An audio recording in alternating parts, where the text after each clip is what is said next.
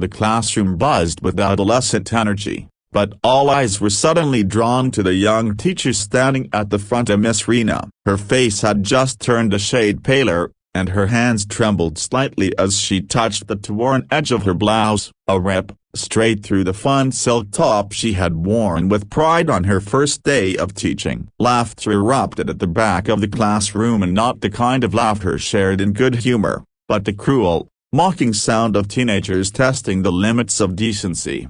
Rena blinked quickly, pushing down the sudden sting of tears. She had imagined her first day as a teacher 1,000 times. The eager students, her warm welcome, and maybe even a few smiles. What she got instead was humiliation, raw and public. "Oops, didn't mean to do that," one of the boys snickered. Jason, she would learn his name was, his friend, Trevor, didn't even bother pretending it was an accident. "Nice shirt, miss. Was that real silk?" The classroom cackled again, but Rena didn't respond. She simply turned around and walked straight out, her back burning with shame, her heart pounding louder than the hallway clock.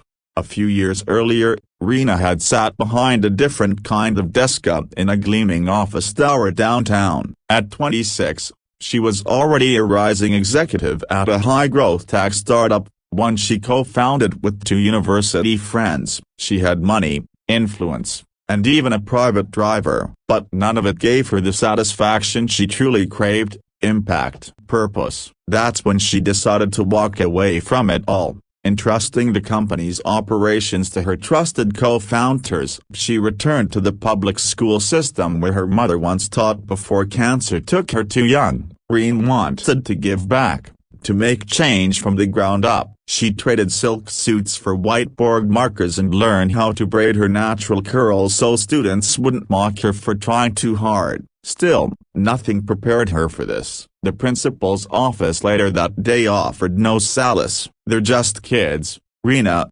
Principal Hafford muttered while sipping coffee, not even bothering to look up from his desk. "Some of these boys have tough home lives. Try not to take it personally." Rena couldn't believe what she was hearing. She looked down at her blouse, the tear as fresh as her anger. But what cut deeper was the indifference. "I do take it personally," she said softly, but firmly. "Because I'm a person." She went home that night and sobbed into her couch pillows. All her ideals, all her hope crushed by a silk top and teenage cruelty. She thought about quitting, but something flickered inside her. Not rage, not revenge, resolve. The next morning, she returned to school wearing a plain gray sweater, no makeup, no earrings, just determination. Over the next several weeks, she didn't give up. Instead, she leaned in. She started one-on-one conversations with students, listening to their stories without judgment. She learned that Jason's dad was rarely home, and Trevor's mom worked 2 jobs. But Rena also made it clear, pain didn't give anyone the right to cause more pain. Slowly, the class changed. A few students began staying after school to ask questions. Others apologized in private. Jason refused to look her in the eye for weeks, until one day, he left a crumpled note on her desk. "Sorry, you didn't deserve that.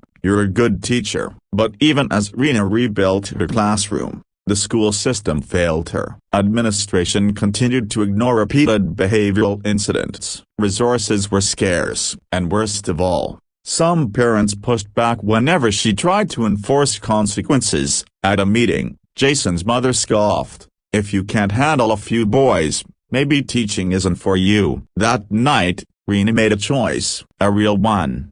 6 months later, Rena was back in her corporate office, not as an employee but as the CEO. Her co-founders welcomed her return with open arms, and together they decided to expand their operations. But Rena came back with more than business plans. As she came back with a mission. They launched an educational non-profit side arm, offering funding for inner-city schools, teacher fellowships, and mentorship programs. Rena still visited classrooms, but now as a speaker, an advocate and a symbol of resilience. One day, Her HR director knocked gently on her glass door. "We've had to let 2 employees go from the finance department. Poor behavior, missed deadlines, and, well, inappropriate emails." Their names were Paul Greaves and Cynthia Moore. Rena blinked. "Jason's dad and Trevor's mom?" she asked, already knowing the answer. "Yes," she nodded slowly. "Document everything, give them severance, but make it clear this company stands for respect, integrity, and empathy, values they clearly didn't pass on at home." The irony wasn't lost on her. The same parents who had belittled her, ignored her pain, and raised the boys who tore her blousey now stood outside her company's glass walls, facing the consequences of choices, big and small. Months passed. One afternoon, a young man walked into the non-profit's office, older now, a little older. It was Jason. "I heard about the work you do here," he said, a little nervous. I want to help. I don't want to be who I was." Rena studied him for a long moment. His eyes were clear, his stance humble. She stood, walked around her desk, and extended her hand. "Welcome, Jason. Let's get to work."